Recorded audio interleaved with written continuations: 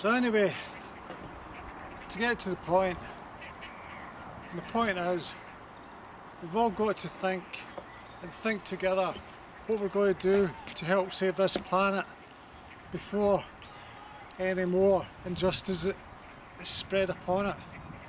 Because this planet is not going to last forever. We're reading books about so-called comets.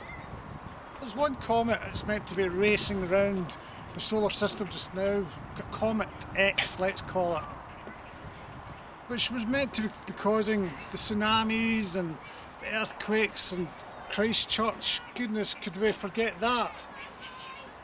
The tsunami in Tokyo, it wasn't Tokyo, everywhere in Japan was struck down by this terrible disaster.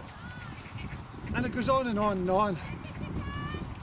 God forbid that the fault line that goes down the west coast of America,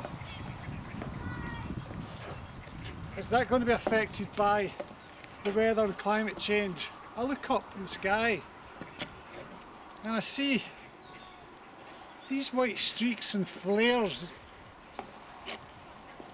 from aeroplanes which take us from one country to another. Now this is a problem, travel. How do we travel without polluting our world, our air, our loch, as I said, with that speedboat? How do we do that? And how do we save the fossil fuels? There's not much fossil fuel left. Or should I say oil. And what does oil cause? It causes nothing but war. And as Frankie says, what is it good for? Absolutely nothing. So, after you've watched this, I hope you may consider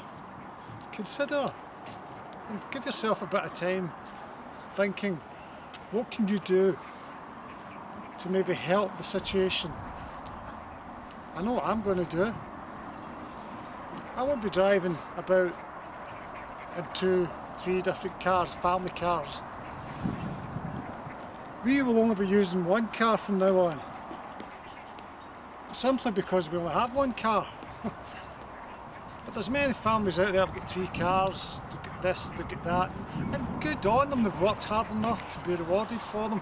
But that reward's going to be taken away from them soon. And what will the reward be? We'll just take a look around us. You'll see what the reward will be.